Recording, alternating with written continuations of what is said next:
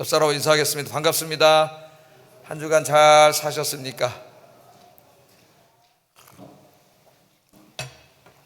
지난주 들은 말씀을 계속 기억을 하셔야 됩니다. 연결되어 있기 때문에 오늘은 주제를 하나님은 당신을 사랑하십니다 이렇게 정해봤어요. 하나님은 당신을 사랑하십니다. 옆 사람 다시 한번 축복하겠습니다. 하나님 당신을 사랑하십니다. 힘내세요. 당신을 사랑하십니다. 여러분 하나님 사랑하십니까? 여러분이 하나님 사랑하는 것보다 하나님이 여러분을 훨씬 더 사랑하셔요. 우리 정신과 의사들이나 심리학자들의 말에 의하면은 사람들이 왜 병이 드느냐, 왜 정신적으로 또 육체적으로 병이 드느냐, 마땅히 사랑받아야 될 사람에게 사랑받지 못하기 때문에, 그 사랑을 받지 못할 때 병이 든다 그래요. 아이들은 자라면서 엄마 아빠 사랑을 받고 또 선생님 사랑을 받고 주변의 사랑을 받으면서 자라야 되는데, 그 마땅히 사랑받을 곳에서 상처를 받으면은 아이들이 병든다고 합니다. 또 부부간에도 마찬가지죠. 남편은 아내의 사랑을 받고 또 아내는 남편의 사랑을 받고, 이렇게 서로 부부가 사랑하면서 살아야 서로가 건강한 거죠. 지난주에 저희 집사람 검사한 거 이제 그 결과 때문에 병원에 갔다가 이제 나오는데 엘리베이터를 탔는데 어떤 아주머니 한 분이 계속 우리 둘 얼굴을 빤히 쳐다보는 거예요. 쳐다보면서 하는 말이 두 분이 너무 닮았대요. 얼굴이 닮았습니까? 너무 닮았대. 부부세요 그래. 부부인데요 그랬더니 부부가 어찌나 닮으셨어요. 남편은 그냥 똘똘하게 생기시고 내 63세인데 똘똘하게 생기시고 뭔가 이렇게 웃으면서 얘기하는 게 좋아 보였는지 하여튼 그런 얘기를 하더라고요. 그래서 기분이 나쁘지가 않았습니다.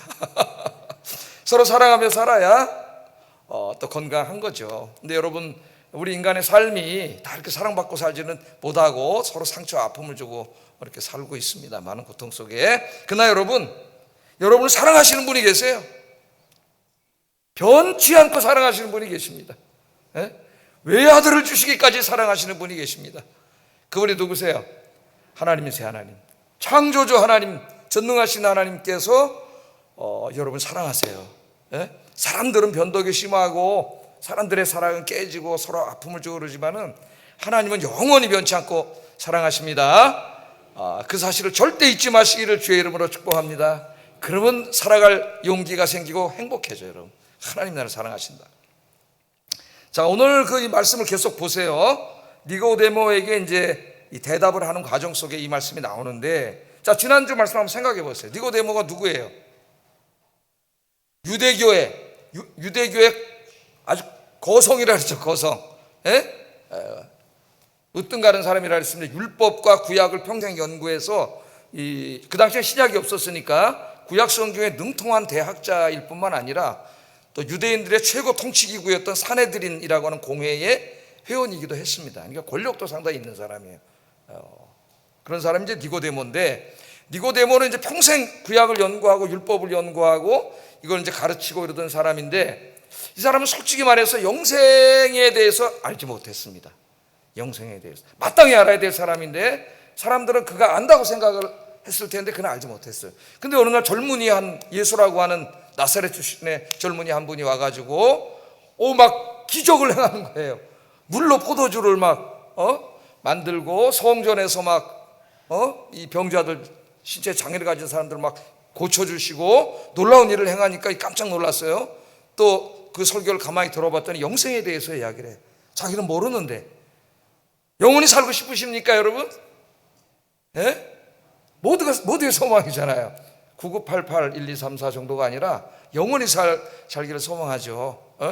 그래서 이 사람 자기는 모르는데 이 나사렛에서 온 예수라고 하는 젊은 분이 도저히 인간으로서는 행할 수 없는 표적을 행하고 영생에 이르는 길에 대해서 이야기를 하기 때문에 궁금해졌습니다.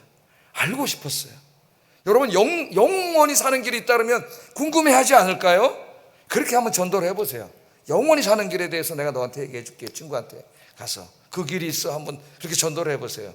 그래서 찾아와서 이제 좀 듣고 싶었는데 자기는 대학자고 존경받는 사람이고, 저 사람은 어디서 왔는지 근본도 모르는, 공부다 뭐 정규학교도 안 나오고 이런 분이잖아요. 예수님이 찾아가서 뭘 물어본다는 게 창피한데 알고 싶어. 범상한 인물은 아닌 것 같고. 그래서 밤중에 밤중에 찾아갔죠. 아무도 안 보는데 체면이 있으니까 밤중에 찾아갔어요. 그래서 제가 지난주에 밤이라고 하는 것은 이 문자적인 의미도 있고, 또한 니고데모와 같은 사람이라 할지라도 예수님을 만나지 못한 사람은 다 어둠 속에 있다, 캄캄한 밤중에 있다.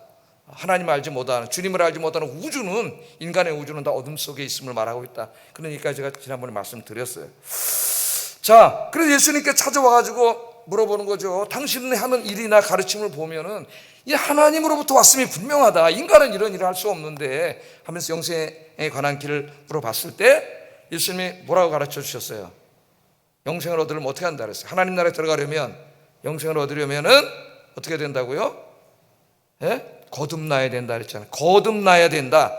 이 거듭은 이제 again, 다시라는 말도 있지만은 이 아노센이라는 헬라어는 저 above, 저 위라는 말도 있다 그랬죠. 위. 두 가지 말이 다 있는데 예수님은 위라는 뜻으로 얘기한 거예요. 위로부터 나야 된다 이렇게 말한 건데, 이 니고데모는 구약학자였지만 그런 말은 들어본 적이 없습니다. 그런 개념은. 그래서 당연히 다시 again으로 알았죠. again, 다시 태어난다 그렇게 들은 거예요. 그러니까 이상한 거예요. 영생에 이르는 길 물어보러 왔는데 다시 태어나야 된다 그러니까 깜짝 놀랐습니다. 제가 지금 나이가 몇 살인데 어떻게 어머니 뱃속에 들어갔다가 다시 태어날 수가 있습니까? 그건 몰랐던 거예요. 위로부터 다시 태어난다는 말. 그래서 예수님께서 그 위로부터 다시 태어나야 된다는 의미가 무엇인가, 제가 지난주에 설교를 했지 않습니까? 그죠? 저 위로부터 오시는 성령 하나님께서 이 땅에 찾아오셔서 네 마음속에 들어가셔서 하늘에 속해 있는 생명, 영생을 너에게 주셔야 네가 영생을 얻을 수 있다. 육으로 난 것은 육이다. 이 육으로 난 것, 이 아랫 세상, 인간의 세상에는 영생이 없다. 어떠한 종교도 철학도 과학도 지식도 그 무엇도 인간에게 영생을 줄 수 없음. 그 영생은 어디서 속한 거예요? 하늘에 속한 거예요. 하나님이 주시는 거예요. 예? 예수님이 그 설교를 했잖아요. 그러면서 이제 제가 말씀을 드렸습니다. 지난주 설교를 한번 잊어버리신 분은 오늘 설교와 함께 집에 가서 다시 한번 두 개를 연결해서 한번 들어보세요. 자, 근데 니고데모가 이 말을 듣고 오늘 본문에 보면은 이 말씀이 너무 신비해서 이해하지 못했습니다. 이해할 수가 없었어요, 이 말씀을. 요즘도 뭐 사람들에게 얘기하면은 최고 지식인들한테 한번 이 얘기를 해보세요. 자기들이 알지도 못하는 이야기고 너무 신비한 이야기라서 이해하지 못하지 않겠습니까? 이 당대 최고의 학자였던 이 사람이 이해하지 못했어요. 자신의 신학으로는 성령이 각 사람에게 임한다? 이것도 이해할 수 없었습니다. 왜냐하면 유대교 신학에는 그런 내용이 없어요. 근데 두 번째, 더더군다나 하나님의 영이신 성령이 오셔서 각 사람에게 생명을 주신다, 영생을 주신다. 이건 너무나 신비한 이야기야. 그래서 이해하지를 못하고 예수님께 또 물어봅니다. 9절 한번 읽어보겠습니다. 시작. 예, 우리가 전도하면은 세상 사람들이 보이는 반응이에요. 우리가 이렇게 복음을 설명하면은 어찌 그런 일이 있을 수가 있습니까? 어떻게 그런 일이 있을 수가 있습니까? 우리의 지식과 상식과 신학으로는 도저히 이해할 수가 없는 그런 일이 어떻게 있을 수 있습니까? 그렇게 물어봤죠. 자, 니고데모는 구약학자예요. 구약학자. 구약 성경을 읽어보면은 구약 시대에는 성령이 모든 사람에게 임하지 않았습니다. 누구에게만 임했어요? 하나님이 사용하시는 특별한 존재에게만 임했어요. 인간은 죄인이기 때문에 하나님의 거룩한 영이 임할 수가 없어요. 근데 하나님이 특별히 사용하시는 사람에게만 임재했어요. 제사장이라든가 선지자라든가 정치인이라 할지라도 다윗과 같이 이렇게 하나님을 잘 경외하는 사람을 하나님 쓰시기 위해서 특별한 경우에 아주 극소수로 성령이 임했지 모든 사람에게 임한 경우는 없어요, 구약 성경에. 그러니까 모든 사람에게 성령이 임하신다고? 이건 자기 구약 지식으로는 알 수가 없는 거야. 이해할 수가 없어요. 더더군다나 그 성령이 하늘에 있는 생명, 이 생명이 아니라, 이 생명 죽잖아요. 100살도 못 살고. 하늘에 있는 생명을 가져다 주는데 그 영원한 생명이야. 그걸 가져다 준다고요? 그러니까 이해하지 못한 거예요. 자, 그래서 도대체 어떻게 그런 일이 있을 수 있습니까? 그렇게 물어봤습니다. 그랬더니 예수님이 니고데모를 책망하셔요. 책망. 10절에 보면 예수께서 그에게 대답하여 이르시되 너는 이스라엘의 선생으로서 이러한 것들을 알지 못하느냐? 책망을 받은 이유는 이 사람이 구약 학자이기 때문입니다. 너는 이스라엘의 선생으로서, 네가 명색이 성경을 가르친다고 하는 이스라엘 선생으로서 어떻게 이 성경이 가르치고 있는 이걸 알지 못하느냐, 그런 말씀이죠. 예? 오늘날도 똑같이 물어볼 거예요. 우리 목회자들에게, 목사들에게, 신학을 한다는 신학 교수들, 신학자들에게 물어볼 거예요. 너희가 성경을 연구하고 가르친다는 자로서 어찌하여 이것을 알지 못하느냐? 제가 말씀드렸죠. 신학을 한다는 사람들이, 지금 오늘날 서구에 수많은 신학자들이 성경을 평생 읽고 연구하면서 예수님이 영생을 주시는 분이라는 것, 성경을 통해서 영생을 주신다는 것을 믿지 않습니다. 몰라요. 신학자인데 예수를 안 믿어. 그래서 그냥 종교학으로 공부하는 사람이 너무 많고, 그런 사람들의 책과 논문이 너무 많이 쏟아져 나오고 한글로도 번역되고 있다. 지금은 우리 복음주의 교회 안에 안 들어와 있지만은, 모두 신학자들이나 저희 같은 사람들이나 공부하지만은, 이게 스물스물 언젠가는 교회 안으로 들어올 거예요. 여러분의 머릿속으로, 마음속으로. 제가 계속 말씀드리는 이유는 그때 자유주의 신학에 속지 말라고 말씀드리는 거예요. 할렐루야. 그들은 몰라요. 몰라. 알지 못해. 어찌해 알지 못하느냐? 어쩌면 우리에게 책망하실 수 있어요. 네가 예수를 몇십 년 믿었던 교회 장로로서, 권사로서, 집사로서 어떻게 이것을 알지 못하느냐? 이 영생을. 여기 안다는 말은 지식이 아닙니다. 여러분, 헬라식의 지식을 말하는 게 아니에요. 내가 뭘 배웠어요, 목사님들로부터 설교를 많이 들어서 영생나 많이 들어서 알아, 그런 안다는 의미가 아니에요. 히브리식의 안다는 말, 이 아다라는 말은 그런 의미가 아닙니다. 이거는 내가 경험으로 보고 듣고 느끼고 그렇게 체득해서 안다는 얘기예요. 전혀 다른 거죠. 어떤 이론으로 배워서 머릿속에 있는 게 아니에요. 예? 그렇게 알지 못하는 것, 알지 못한다는 거예요. 여러분은 영생을 믿습니까? 예? 단지 그냥 지식으로 들은 게 아니라 나의 삶으로 내가 경험하고 체득해서 아는 거예요. 어찌 네가 이스라엘의 선생으로서 아직까지 이거를 알지 못하느냐? 예수님이 책망을 하십니다. 자, 구약 성경에 보면은요, 구약에는 맞아요, 성령이 극소수의 사람들에게만 임했습니다. 그러나 마지막 이제 예언서, 선지서를 읽으면은 마지막 때에 메시아가 오실 때, 그때는 모든 사람에게 성령을 부어주실 것이라고 예언한 말씀들이 있어요. 예언한 말씀들이 세 개만 읽어보겠습니다. 이사야 32장 15절 읽어봅니다. 시작.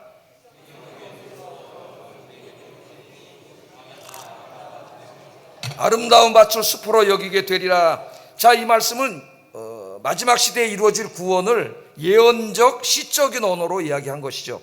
근데 위에서부터 마지막 시대에 뭘 부어주심으로 구원해 주신다고요? 영을 부어주셔. 영. 성령이죠. 성령. 예언을 하고 있습니다.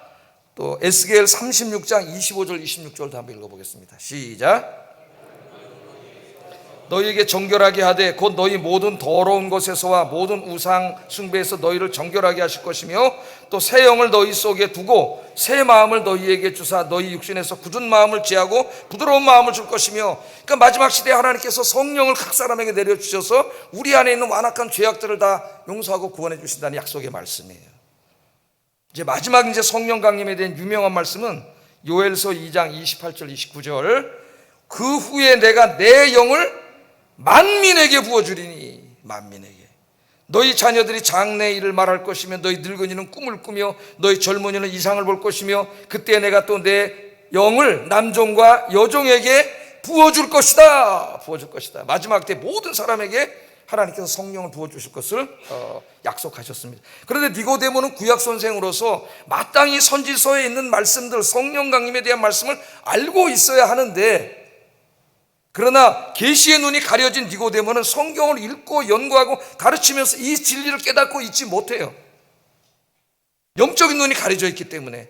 서양에 오는 수많은 자유주의 신학자들이 평생을 성경을 읽고 연구하지만 그 가운데 있는 하나님의 아들 예수 그리스도를 알지 못합니다. 그러니까 엉뚱한 소리 하는 거예요. 무슨 선지자니, 랍비니, 무슨 사회주의자라고 하는 사람도 있어요. 예수님을 무슨 기적을 행하는 자니, 견유 철학자니, 어마어마한 이런 말도 안 되는 이야기들을 하는데 깨닫지 못하는 거예요. 왜냐하면 성경을 읽어도 거기서 예수님이 영생을 주시는 하나님의 아들이라는 것을 알으려면은 하나님의 은혜가 있어야 돼요. 그 눈을 열어주지 않는 한, 이 눈이 아니고 하나님 영의 눈을 열어주지 않는 한 깨달을 수가 없는 거예요. 지금 설교를 들을 때에도 여러분 성령님이 찾아오셔서 여러분을 조명해 주셔요. 깨닫게 해주십니다. 그래야 이 설교가 들려요. 들려서 막 빨려 들어와. 이 진리의 말씀이잖아요. 그 다음 무슨 말씀 하시지 막 궁금하고, 다음 주에 또 기대가 되고, 이 말씀이 막 들려오고 그게 머리에서 이해가 되어지고, 그 이해되어진 말씀이 내 가슴을 뜨겁게 하고, 그게 내 의지를 변화시켜 삶을 변화시켜서 새 삶을 살게 하는 분이 누구예요? 지금도 성령님이 그 일을 하시는 거예요. 성령. 저 설교하러 오기 전에 기도합니다. 제가 이 오늘 하나님의 사랑에 대해서 설교를 해야 되는데 내 표현력이 부족하고, 언변이 부족해서 이 사랑을 감동 있게 전해야 되는데, 하나님 성령님이 입술을 주장해 주셔서 감동 있게 전하게 해주세요. 우리 성도님들이 하나님의 사랑을, 큰 사랑을 깨닫게 해주세요. 이렇게 기도하고 올라왔어요. 그 여러분도 기도하세요. 내가 이 설교를 들을 때 나의 듣는 귀를 열어주시고 이 말씀이 잘 들려지게 하시고 깨달아지게 하시고 은혜가 되게 하여 주시옵소서. 그러면 은혜가 됩니다, 이 말씀이. 그래서 저의 이런 간절한 마음과 여러분의 마음이 합쳐질 때에 오늘 여기서 전하는 말씀이 여러분의 영의 양식이 될 수가 있어요. 그렇지 않으면 이쪽 귀로 듣고 일로 흘리는 말씀밖에 안 돼. 그래야 여러분이 영혼을 살찌는 말씀이 될 수 있어요. 성령님이, 자, 니고데모가 이해하지 못하니까, 이런 성령에 대한 약속이 있다는 걸 이해하지 계속 못하니까 예수님 말씀을 하시는데 11절 13절 이 말씀이 좀 어렵지만 한번 읽어보겠습니다. 시작.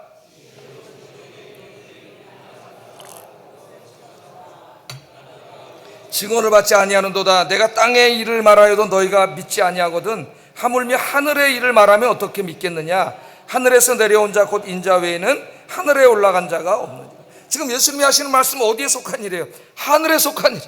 땅의 일을 설명해도 이해를 하지 못하는데 이 하늘의 일을 설명한들 너희가 어찌 이걸 이해하겠느냐. 그렇게 얘기하면서 뭐라 그래요? 진실로 진실로 내게 이르노니 우리는 아는 것을 말하고 본 것을 증언한다. 이렇게 아는 것. 그러니까 지금 뭐예요? 예수님이 보아서 아는 것을 증언한다. 근데 예수님은 또 밑에 누구라 그랬어요? 하늘에서 내려온 자라 그랬어요. 하늘에서 내려온 자. 그렇게 이야기하고 있습니다. 자, 예수님은 지금 니고데모와 신학 논쟁을 하고 있는 게 아니에요. 니고데모 신학자입니다. 당대 최고의 신학자예요. 네 신학이 틀렸어. 내 신학은 이런 거야. 그래서 신학을 논쟁하고 있는 게 아니에요. 신학은 성경 말씀은 아닙니다. 성경에 대한 인간의 이해와 사유예요. 그렇기 때문에 신학이라는 건 진리가 될 수는 없어요. 신학은 뭐 수십 가지가 나올 수도 있습니다. 신학은 중요한 거예요. 예수님이 뭐라 그러냐? 난 너랑 신학 논쟁을 하는 게 아니야. 내가 너에게 말하고 있는 영생에 이르는 길은 뭐예요? 내가 보았고 봄으로써 알고 있는 것을 너한테 내가 본 것을 증언하는 거다. 증언하는 거다. 그렇게 말하는 거죠. 그러면 나는 하늘에서 온 자다. 하늘에서 온 자다. 하늘에서 온 자에게 하늘에 올라간 자는 없어요. 나는 하늘에서 온 자에게 하늘에 계신 성부 하나님을 보았고 성령 하나님을 보았고 또 성부 하나님께서 성령을 보내셔서 영생을 주시는 것도 직접 보았다는 거예요. 보았다는 거예요.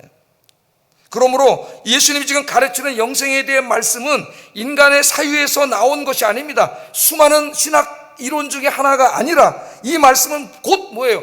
진리다. 이게 진리예요. 진리. 신학은 수십 가지가 있을 수 있지만 진리는 하나예요. 그래서 나중에 이제 요한복음 14장 6절에 가면은 내가 곧 뭐라 그래? 길이요 진리요 생명이다. 나로 말미암지 않고는 아버지께로 갈 자가 없다. 구원받아서 저 하나님 품으로 갈 유일한 길, only way to God. 유일한 길이에요. 유일한 길. 많은 길 중에 하나가 아니에요. 진리의 말씀이라는 것을 이야기하고 있습니다. 자, 이 니고데모는 이걸 지금 어떻게 해요? 깨닫지 못하고 있어요. 깨닫지 못하고 있습니다. 자기의 신학 범주 안에서는 알지 못하는 거예요. 근데 우리 예수님께서 진리의 말씀을 이야기하고 있습니다. 자, 여러분, 그런데 불구하고 우리는 다 지금 어떻게 이걸 깨달아 알고 있잖아요. 깨달아 알고 있잖아요. 그래서 오늘 주일날도 예배 드리고 있지 않습니까? 하나님이 듣는 영의 귀도 열어주시고 눈도 열어주신 거예요. 그걸 우리 성경에서 은혜라 합니다. 은혜. 성령님께서 조명해 주셨다 그래요.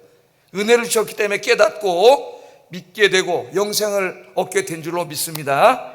내가 구원받은 것은 전적인 하나님의 은혜의 그런 의미에서 내가 나를 생각해 봐도 내가 이걸 너무 신비해서 나도 니고데모처럼 초등학교 다닐 때 그렇게 생각한 적 있어요. 이런 일이 어찌 있을 수 있습니까? 어찌 있을 수 있습니까? 근데 목사가 됐잖아요. 하나님께서 성령님을 보내주셔서 깨닫게 해주신 거예요. 그래서 이 은혜만이 아니라 매일매일 하나님 깨닫게 해주십니다.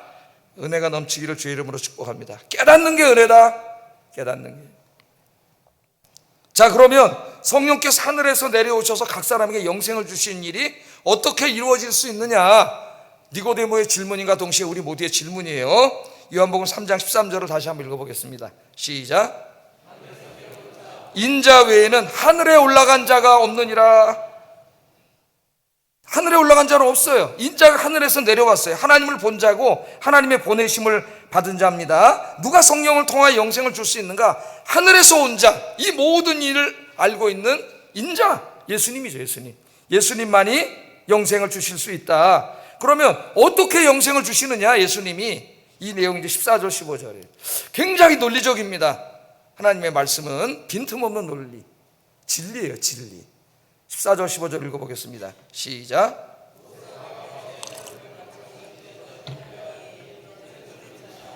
영생을 얻게 하려니라. 자, 그럼 어떻게 예수님께서 성령이 찾아오게 하셔서 영원한 생명을 줄 수 있느냐? 그걸 설명하시는 내용이 14절 15절인데, 모세가 광야에서 뱀을 든 것 같이 이제 제가 설명을 할 거예요. 예? 이스라엘 사람들이 뱀에 물려서 독사에 물려서 죽게 생겼을 때 그 장대를 높이 달아가지고 노수로 노뱀을 만들어서 달아놓은 사건을 얘기하는 겁니다. 그 뱀을 바라본 자들 이제 살았죠. 좀 이따 다시 말씀드릴 거예요. 그것같이 인자도 들려야 한다. 인자도 높이 들려야 한다. 인자가 높이 들림으로써 영생을 준다 그 말이에요. 인자가 높이 들림으로써 성령을 보내셔서 영생을 준다. 그러면 영생을 얻는 길, 성령이 찾아오셔서 영생을 얻는 길과 인자, 예수님이 높이 들리는 것이 아주 밀접하게 연관이 되어 있습니다. 그럼 여기서 핵심적인 말씀이 뭐예요? 예수님이 들린다, 높이 들린다는 이 상징적인 뜻이 뭐냐 이거예요. 들린다는 말이에요. 자, 이 말씀은 첫째 예수님의 십자가 사건을 암시하고 있어요. 십자가에 높이 매달림으로 그 사건을 암시하고 있습니다.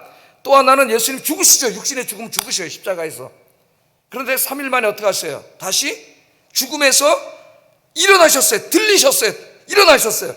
부활을 또 상징해요. 그 다음에 세 번째는 부활하셔서 40일 동안 이 땅에 계시다가 하늘로 높이 들려 올라가셨죠. 승천을 말합니다. 승천하심. 죽으심과 부활하심과 승천을 이 높이 들리심이라는 한 상징어로 예수님이 지금 말씀하신 거예요. 그렇게 함으로 어떻게 하는 거예요?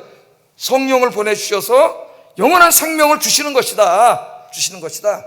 예수님이 그렇게 설명을 합니다. 그래도 좀 어려울 수 있기 때문에 하나씩 좀 생각을 해보겠습니다. 자, 첫째, 십자가의 높이 들림으로 그 말이죠. 모세가 놋뱀을 높은 장대 위에 매달아 놓은 것처럼 인자도 십자가에 높이 매달림으로 너희에게 영생을 주고 구원한다.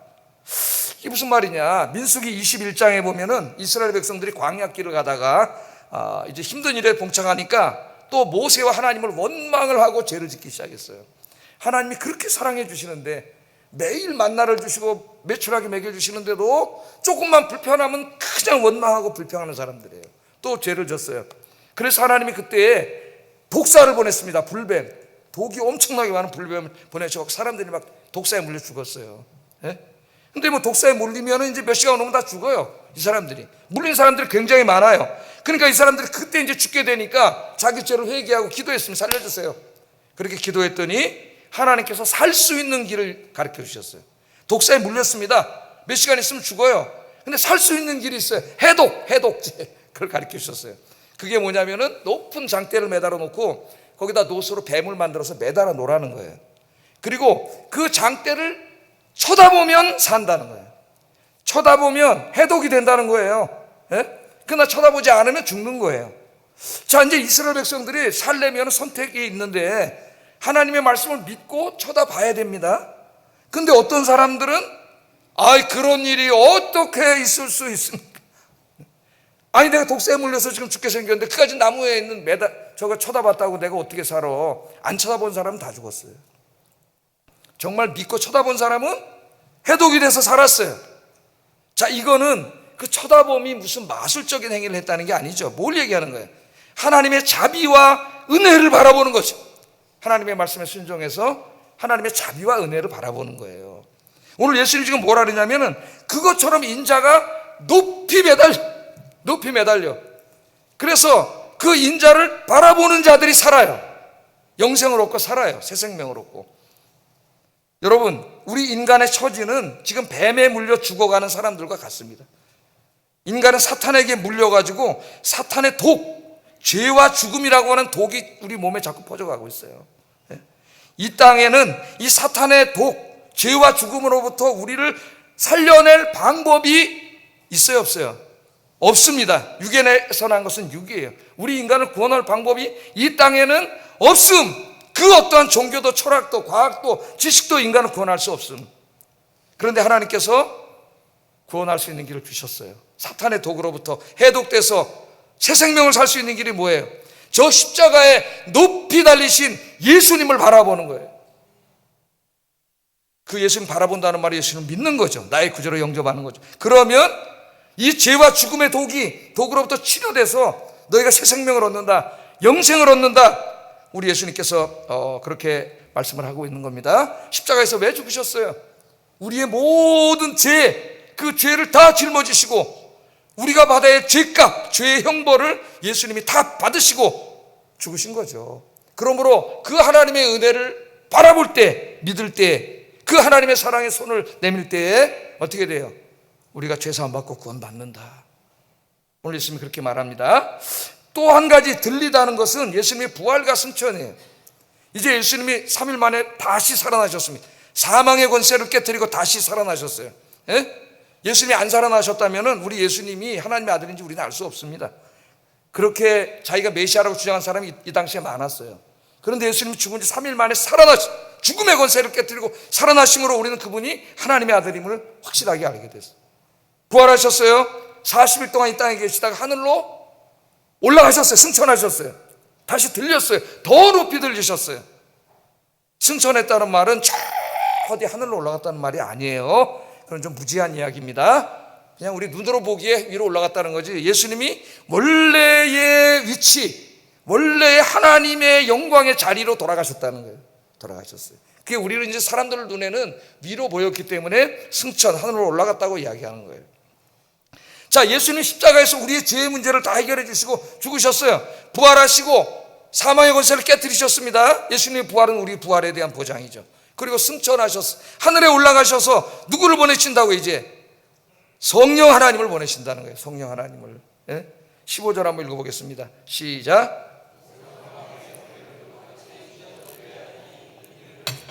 영생을 얻게 하려 하심이니라. 이렇게 모세가 광야에서 뱀을 든 것 같이 인자가 십자가에 죽고 높이 들리고 죽음에서부터 높이 들려 부활하고 다시 저 높은 하나님 나라로 들려 올라감으로써 성령님을 보내주시고 그 성령님 우리에게 뭘 주셔요? 부활하는 날 영원한 생명을 주시기 때문에 우리는 영원히 산다. 하나님 나라에서 영원히 살게 된다. 그렇게 이야기합니다. 그러면서 뭐라 그랬어요? 그를 믿는 자마다 영생을 얻게 하려 합니다. 그러니까 모두에게 주는 게 아니에요. 영생이요. 하나님의 사랑을 끝까지 거절한 사람은 영생을 얻을 수가 없어요. 불뱀을 쳐다보면 산대는데 하나님 말씀을 믿지 않고 그런 게 어딨어. 안 쳐다본 사람 다 죽었어요. 예수님이 지금 이 일을 이뤘습니다. 믿는 자, 예수 그리스도를 나의 구주로 영접한 자, 믿는 자가 영생을 얻게 된다. 우리 예수님이 그렇게 이야기합니다. 뭘 믿는 거예요? 예수님의 높이 들리심, 나를 위해 죽으시고 다시 부활하시고 지금 저 하나님 보좌에 승천하셔서 온 세상을 다스리고 계시는 예수님, 그 예수님을 바라본 자, 그 예수님을 믿는 자마다 뭘 주세요? 영원한 생명을 주신다. 예수님이 그렇게 이야기를 했습니다. 자, 여기까지 이 말씀을 기록하다가 이 사도 요한이 하나님의 사랑을 너무 깨닫고 감격을 해서 16절에 이렇게 우리가 잘 알고 있는 말씀입니다. 한번 같이 읽어보겠습니다. 시작. 이는 그를 믿는 자마다 멸망하지 않고 영생을 얻게 하려 하심이라. 하나님이 세상을 이처럼 사랑하셨습니다. 이처럼. 하나님의 사랑을 이야기해야 되겠는데 인간의 형용사로는 이걸 표현할 수가 없어요. 왜? 이 세상에는 그런 사랑이 없어요. 그런 아가페 무한한 사랑이 없어. 그래서 하나님이 이처럼 세상을 사랑하사. 그래서 어떤 시인은 하나님의 사랑을 다 어떻게 표현했어요? 바다를 먹물로, 이 바다를 여러분 먹물로 삼고 저 하늘을 두루마리로 삼아도 그 크신 하나님의 사랑을 다 쓸 수 없습니다. 우리가 찬송을 부르잖아요. 예? 하나님의 큰 사랑, 이처럼 하나님 사랑합니다. 하나님 사랑이 이처럼 큽니다. 그래서 외아들까지, 독생하신 외아들까지 주셨습니다. 이것을 지금 이야기하고 있는 겁니다. 여러분, 하나님은요 이처럼 저와 여러분을 사랑하시는 하나님인 줄로 믿습니다. 사람들 다 떠나도 여러분 절대 혼자가 아니에요. 하나님 사랑하셔요. 변치 않고 사랑하셔요. 그 칼 바르트라고 하는 신학자가 있습니다. 신학자들의 평가에 의하면 20세기 가장 위대한 신학자라고 하는데, 이 칼 바르트가 이제 교수 말년 스위스 사람인데요. 미국을 이제 방문해서 강의를 하고 이제 고국으로 돌아가는 중에 공항에서 이제 이렇게 돌아가는데, 이 세계적인 학자이기 때문에 이제 기독교 사회잖아요. 미국 기자들이 와가지고 물어봤다래요. 물어봤다고. 당신이 엄청나게 많은 신학적인 저술을 하고 책도 쓰고 강연도 하고 뭐 교회 교의학이니 뭐 엄청나게 책을 썼어요, 이분이. 예. 그렇게 했는데 당신이 한마디로 기독교, 당신의 신학, 성경을 한마디로 말하면 뭡니까? 뭐라고 말할 수 있겠습니까? 그렇게 물어봤다는 거예요. 바르트의 책은 너무 어려워가지고 내 읽어도 잘 무슨 말인지 모르는 분들이 많아요.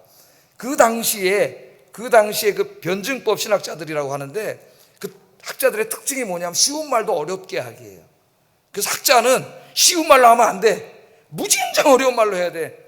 죄라고 말하면 안 돼요. 어떤 궁극적인 존재로부터 소외가 됐기 때문에, 이게 무슨 말이야? 궁극적인 존재로부터 소외가 됐다는 말은 죄졌다는 말이에요. 죄졌다는 쉽게 얘기해서 이렇게 어려운 말로 막 해서 그 시대 사람들 책이 굉장히 어려워요. 물어본 거예요. 한마디로 말하면 뭐냐 그랬더니 바르트가 생각을 하다가 이렇게 한마디로 말했습니다. 한 문장으로. 하나님은 당신을 사랑하십니다. 성경에 써 있습니다. 이게 내 모든 신학의 요약입니다. 할렐루야. 하나님이 당신을 사랑하십니다. 하나님 나를 사랑하십니다. 성경에 써 있습니다. 성경에. 오늘 이 아침에 나를 향한 이 하나님의 크신 사랑을 깊이 깨닫는 시간이 되기를 주의 이름으로 축복합니다. 응? 여러분, 부부가 살다가도 그 정말 내 남편이 나를 사랑하는구나, 내 아내가 나를 사랑하는구나, 그런 깨달을 때가 있잖아요. 잊지 못하고 깨달을 때가 있지 않습니까? 그런 부부관계가 더 돈독해지고 가정에 화목이 오고 그렇게 되지 않겠어요? 중요한 게 뭐냐, 우리 신앙에 하나님 나에게 베풀어 주시니 엄청난 사랑을 내가 깨닫지 못하고 산다는 거야. 이걸 오늘 깨닫는 시간이 되길 바랍니다. 이 진정한 은혜를 깨달을 때에 자연스럽게 나오는 감정이 감사예요. 감사. 그냥 감사합니다가 아니라 주님 감사합니다 이렇게 나오는 거예요. 눈물이 나오고 아까 그 두 분 집사님처럼 감사하는 거예요. 그리고 그런 사랑을 깨닫고 감사할 때에 자연스럽게 나오는 행동이 헌신이에요. 주님 나를 위해서 십자가에서 목숨까지 주셨는데, 외아들까지 하나님 주셨는데 나는 주님을 위해서 무엇을 드릴 수 있을까? 헌신은 목사가 막 시켜가지고, 담임 목사님 시켜가지고 하기 싫은데 억지로 전도하러 나와서 그냥 꼬다는 보리자루처럼 앉아있는 게 아니에요. 나를 향한 주님의 사랑이 너무 크고 감사해서 내가 주님을 위해서 나오는 거예요. 하나님 앞에 무엇을 드릴 수 있을까? 그 리빙스턴 어렸을 때 일화가 있잖아요. 헌금 시간이 됐는데 이 설교를 듣고 너무 은혜를 받아서 어린아이가 어떡하지 그러는데 너무 가난해가지고 헌금 낼 게 없어가지고 헌금 바구니가 오니까 글로 들어갔다는 거 아닙니까? 나를 바치겠나이다. 그래서 아프리카의 선교사가 됐잖아요. 사람들은 탐험은 가라 알고 있는데 선교사입니다. 여러분, 자기의 몸을 하나님께서 바쳤어요. 이런 은혜가 저와 여러분에게 있기를 주의 이름으로 축복합니다. 자, 이처럼 구원의 길이 활짝 열려 있습니다. 구원의 길이 활짝 열려 있어요. 누구든지 십자가에 달리신 예수님만 바라보면 사탄의 죄와 죽음의 독에서 구원받아 영생을 누리게 됩니다. 우리가 영생을 얻기 위해서 우리가 해야 될 일은 아무것도 없어요. 하나님이 다 하셨어요. 우리는 그 사랑에 반응하기만 하면 되는 거예요. 하나님의 목적은 우리를 심판하는 게 아니에요. 성경의 심판에 관한 말씀도 있습니다만 하나님의 궁극적인 목적은 우리 모두를 구원하는 거예요. 17절, 하나님이 그 아들을 세상에 보내신 것은 세상을 심판하려 하심이 아니요, 그로 말미암아 세상이 구원을 받게 하려고 보내신 거예요. 그러나 그럼에도 불구하고 십자가에서 자기의 목숨을 주시는 사랑을 베풀어 주셨음에도 불구하고 끝까지 이 사랑을 거부하고 대적하는 사람들은 구원을 받을 수가 없어요. 자기가 다른 길로 간 거예요. 그럼 그 사람이 평생 지은 죄값을 받을 수밖에 없습니다. 그래서 죄의 형벌이 이룰 수밖에 없는 거예요. 18절, 그를 믿는 자는 심판을 받지 아니하는 것이요 믿지 아니하는 자는 하나님의 독생자 이름을 믿지 아니함으로 벌써 심판을 받았느니라. 벌써 심판을 받았느니라. 지금 현재 이 시간에 예수 믿지 않는 사람은 이미 심판을 받은 거예요. 하나님의 심판과 저주하에 있습니다. 지금 이 상태로 죽으면 구원받지 못해요. 영원한 형벌을 받고 지옥에 가게 됩니다. 여러분, 왜 그러는가? 19절 20절 이 요한복음 3장에 아주 상세하게 설명을 해놨어요. 그 정죄는 이것이니, 정죄가 뭐예요? 왜 그들이 그런 정죄를 받느냐? 곧 빛이 세상에 왔을 때, 예수님을 다시 빛이라고 하는 은유로 사용합니다. 빛이 세상에 왔을 때 사람들이 자기 행위가 악함으로 빛보다 어두움을 더 사랑하는 것이라 악을 행하는 자마다 빛을 미워하며 빛으로 오지 아니하나니 이는 그 행위가 드러날까 하며, 어둠에 속했기 때문에 이러한 사랑을 베풀어 주셨는데도 불구하고 그 사랑을 거부하고 악을 행하고 죄를 짓고 살기 때문에 이 사람들은 하나님의 심판하에 있다는 거예요. 그렇다면은 예수님 없는 인생은 절망입니다. 땅에서 무슨 돈 좀 벌고 뭐 성공 좀 하고 큰 집 좀 사고 권력 좀 얻고 다 헛수고예요. 아무 의미가 없는 거예요. 100살도 못 살고 죽어요. 그 다음에 영원한 세상에서 형벌, 지옥에 간 인생이 되는 거예요. 그러면 그 사람들에게 절망이냐? 현재는 절망인데 희망이 있습니다. 그 희망이 바로 하나님의 사랑이에요. 하나님의 사랑. 죄사함 받고 영생 받을 수 있는 길이 있습니다. 예수 그리스도입니다. 예수 그리스도. 가난한 자에게도 부자에게도 권력자에게도 그렇지 못한 사람에게도 모두에게 필요한 사람 예수 그리스도. 예수 그리스도가 우리의 소망이에요. 우리가 왜 복음을 전해야 됩니까, 여러분? 지금 이 사랑을 모르고 하나님의 심판하에 있는 그분들이 누구예요? 그 사람들 중에 나의 가족도 있고 나의 친척도 있고 내 친구도 있고 내 이웃도 있습니다. 내가 사랑하는 사람들인데 이 하나님의 사랑을 알지 못해서 하나님의 심판하에 있어요. 심판하에 있습니다. 전도는 뭡니까? 그 사람한테 가서 여기 구원받고 영생을 얻을 수 있는 길이 있다는 걸 알려주는 거예요.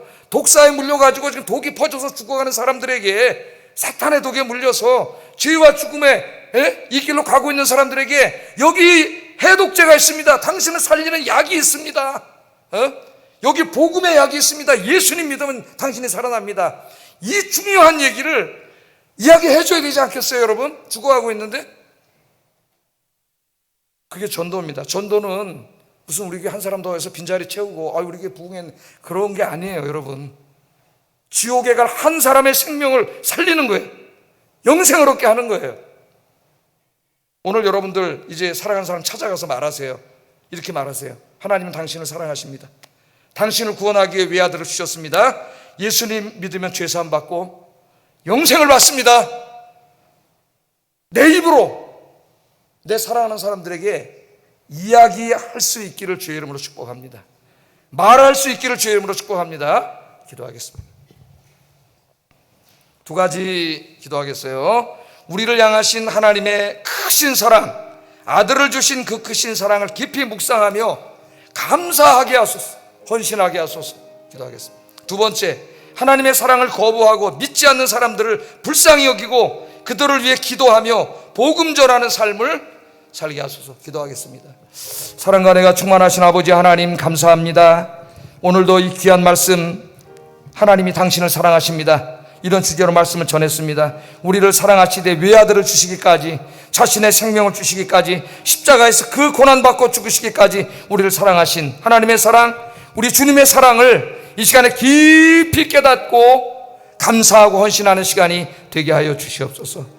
뿐만 아니라 이 주님의 사랑을 알지 못하여 전 멸망의 길을 가고 있는 내 주변에 내가 사랑하는 그 사람들 오늘 찾아가서 하나님이 당신을 사랑하십니다. 주님이 당신을 위해 십자가에 죽으셨습니다. 예수 믿으면 죄사함 받고 영생을 얻습니다. 이 소망의 메시지를 전할 수 있는 저희들이 되도록 주께서 인도해 주시옵소서. 예수님 이름으로 기도드립니다. 아멘.